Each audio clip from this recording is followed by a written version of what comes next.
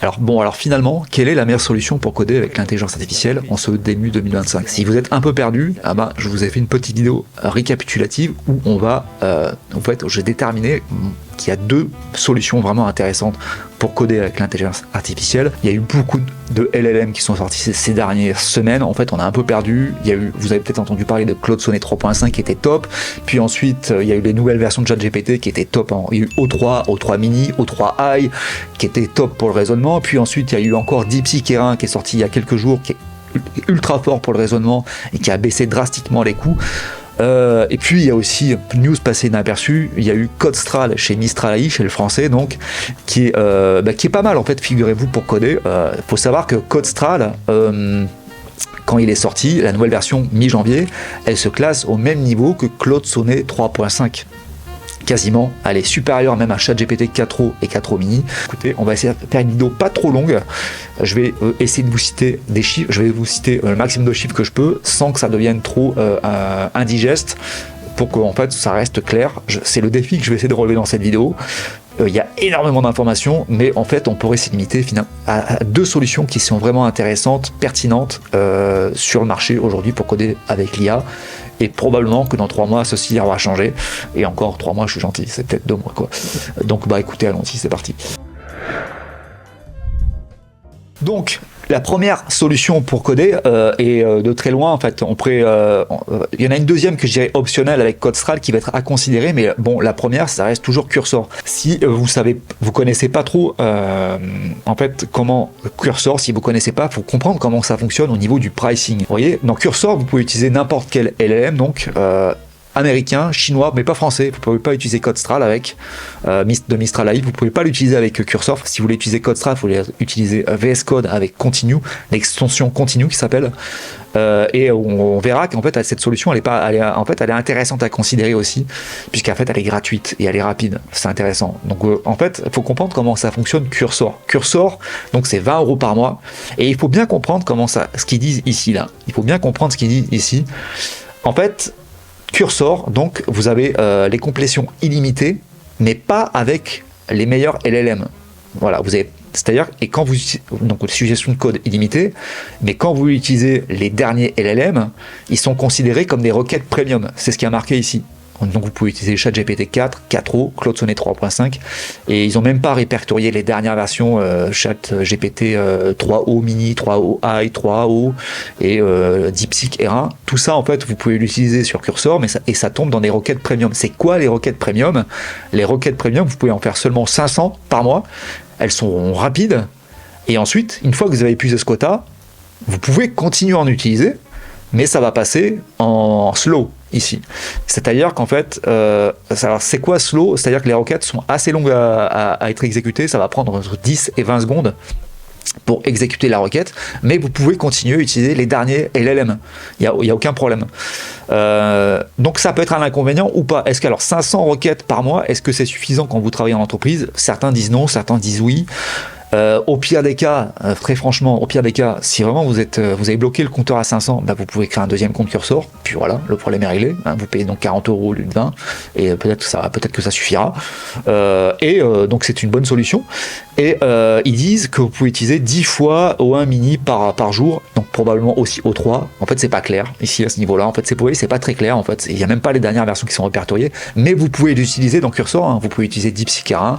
Et vous pouvez utiliser ChatGPT O3 aussi, mais pas Codestral de Mistral AI, qui est intéressante. Je vais vous dire en fait pourquoi c'est intéressant. Ensuite, quel LLM utiliser?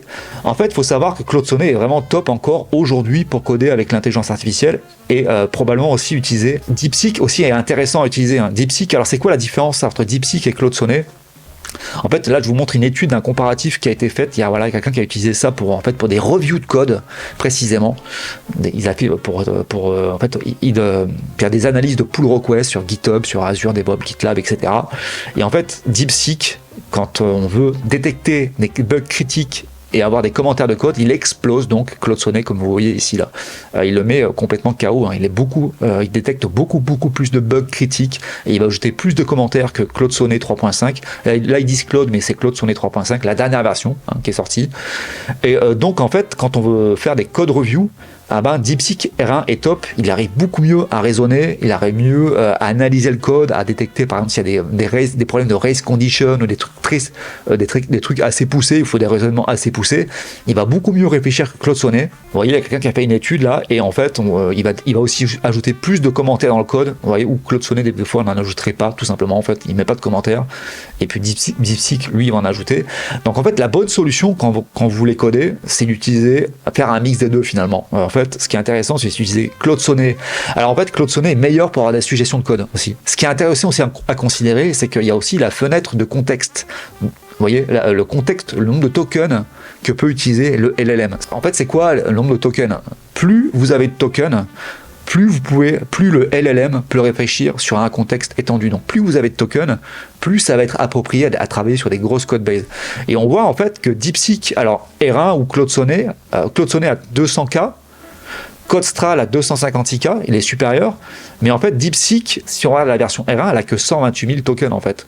Donc Claude Sonnet peut gérer plus de contexte, donc avoir des meilleures suggestions de code à vous donner. Donc ça va être plus approprié quand vous travaillez sur les grosses code bases pour avoir des suggestions plus précises de code. Donc en fait la bonne solution, c'est probablement d'utiliser les deux.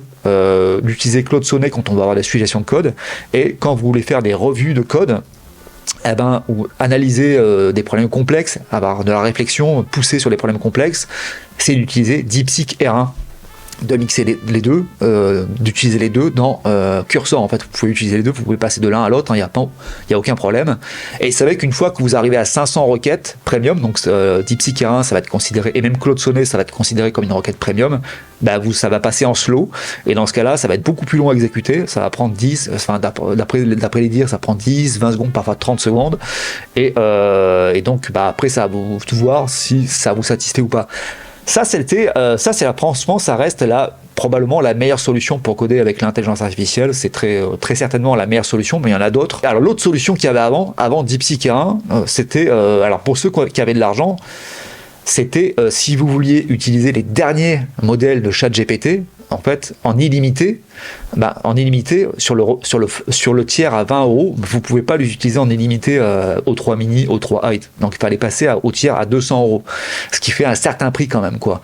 Vous voyez, c'est ce qui a marqué ici, ils disent que c'est en illimité pour tous les modèles de raisonnement, mais c'est 200 €. Donc là, ça c'est pour les modes freelance. Quand vous êtes en freelance en tant que développeur, ça peut être intéressant de mettre 200 €. C'était intéressant en tout cas avant, mais depuis qu'il y a DeepSeek R1, ça a réduit considérablement les coûts. Et donc si vous voulez utiliser DeepSeek R1 par l'API de DeepSeek directement, mais en fait c'est 30, il faut savoir que c'est 30 fois moins cher d'utiliser DeepSeek R1 en termes de coût de requête par rapport aux dernières versions de ChatGPT. Et ça résonne à peu près pareil. En termes de raisonnement, ça va être à peu près pareil. En fait, ça va être très, très poussé. Ça va être supérieur à Claude Sonnet. Et l'autre solution que je voulais vous parler, qui est intéressante à considérer, c'est qu'il y a depuis mi-janvier 2025, il y a CodeStral qui est sorti. Et CodeStral, faut savoir que CodeStral est vraiment pas mauvais pour les suggestions de code. Il y a des analyses de code qui sont faites. Il y a le leverboard en fait, il y en a plusieurs. Il y a plusieurs agences qui font des tests pour voir en fait quels sont les meilleurs LLM. Et on voit que CodeStral se classe quasiment au même niveau que Claude Sonnet 3.5 ici. En termes, en fait, pour les assistants de code spécifiquement. Vous voyez, c'est ce qui a marqué ici. Donc c'est vraiment pour avoir des suggestions de code quand on veut coder, suggestions de code précises, détaillées. CodeStral est quasiment au même niveau que Claude Sonnet. Et donc il est même noté supérieur à ChatGPT 4o et 4o mini. Alors on voit pas les dernières versions de ChatGPT et DeepSeek là, mais on voit que qu'il est quand même quasiment au même niveau que Claude Sonnet 3.5 et même supérieur à ChatGPT 4o et 4o mini. Donc, en fait, CodeStral est vraiment intéressant. Et ce qui est intéressant avec cette API, c'est que c'est gratuit. Vous voyez, on voit ici la news qui est sortie. Donc ils disent déjà que c'est 2 fois plus rapide pour générer du code par rapport à l'ancienne version. Vous allez avoir un contexte qui va être plus étendu. Donc vous allez avoir plus de tokens. Ici, on voit le nombre de tokens de CodeStral, c'est 256 000 tokens, c'est plus que DeepSeek. Là, c'est la version 2.5, mais la version R1, c'est pareil, c'est 128K. C'est plus que Claude Sonnet 3.5. Donc c'est-à-dire que vous pouvez traiter un contexte beaucoup plus étendu. Vous pouvez, plus il y a de tokens, plus ça va être approprié à travailler sur des grosses codebases. Donc, et mais bon, le top pour travailler sur les grosses codebases comme LLM, c'est Gemini. Gemini, en fait, il a 1 million de tokens. Vous pouvez gérer 1 million de tokens par requête. Donc c'est-à-dire que vous allez vraiment avoir un contexte voilà, hyper étendu. C'était le meilleur probablement pour travailler sur les grosses codebases. Mais CodeStral est intéressant puisqu'il est gratuit. C'est ce qu'ils disent ici. Si vous voulez essayer, quand vous faites try l'API là ici, si vous allez dans CodeStral, vous voyez, c'est ce qu'ils disent, vous pouvez utiliser gratuitement CodeStral, vous pouvez générer une clé d'API que vous allez renseigner ensuite. Alors, ça ne fonctionne pas sur Cursor, il faut utiliser VS Code plus l'extension continue. Je vous montre ça à l'écran. Et donc, dans ce cas-là, c'est illimité. Donc vous n'aurez jamais le problème des 500 de requêtes atteintes qui passent en slow ensuite, ça sera toujours illimité. Et de base, CodeStral était donc apparemment assez rapide. Il était assez rapide vous avez des requêtes qui sont quasiment instantanées. C'est la force de Mistral AI aussi, c'est que c'est super rapide. Ils ont bien choisi leur nom, Mistral. Voilà, c'est rapide, c'est vrai que c'est top. Donc en fait, voilà. Donc ça c'est la deuxième solution que je voulais vous parler. Et elle est intéressante à considérer puisque en fait c'est gratuit et c'est rapide. Donc voilà, c'était une petite vidéo que je voulais vous faire pour clarifier quel assistant de code utiliser, quel LLM utiliser, quelles sont leurs forces, leurs faiblesses. Vous voyez, voilà, donc Claude Sonnet à 3.5 et DeepSeek-R1, les deux avec Cursor, mais éventuellement considérer aussi CodeStral qui peut être intéressant puisque ce qui compte aussi c'est pas seulement le raisonnement pur mais c'est les suggestions de code que vous allez avoir précises. Donc pour ça il faut un contexte étendu et puis il faut aussi un LLM qui est bien entraîné quoi. Donc voilà. C'est une petite vidéo que je voulais vous faire, j'espère que j'ai clarifié tout ça. Donc deux choses avant d'y aller. Si aussi j'ai une formation, en fait je voulais vous parler de ma formation que je vends sur si vous voulez apprendre la clean architecture front-end, si vous voulez être compétitif à l'heure de l'intelligence artificielle, il faut apprendre les fondamentaux. C'est-à-dire que j'ai une formation qui vous propose de savoir créer des applications développées simplement et rapidement en clean architecture pour scaler des applications complexes. Avec logique métier complexe, il faut mettre de la clean architecture obligatoirement. Si vous avez des problèmes dans bon moment, si vous avez du mal à développer vos applications, c'est que il faudrait que vous appreniez la clean architecture. Et ça, l'intelligence artificielle, si vous ne lui posez pas la question, si vous ne lui demandez pas spécifiquement, elle va pas vous mettre de la clean architecture. Et même quand vous lui demandez spécifiquement, elle va pas mettre forcément toutes les abstractions de code dedans, et donc elle va faire un peu n'importe quoi parfois. Donc c'est important d'avoir des bons fondamentaux et donc voilà, je vous propose cette formation si vous voulez en savoir plus, le lien est en description. Et aussi ce qui serait intéressant aussi, c'est qu'est-ce que vous utilisez comme LLM vous, comme assistant de code. Est-ce que vous avez un truc à rajouter par rapport à cette vidéo? N'hésitez pas à en parler en bas en commentaire dans cette vidéo. Voilà, c'était une petite vidéo que je voulais vous faire. Je vous dis à la prochaine. Salut, ciao.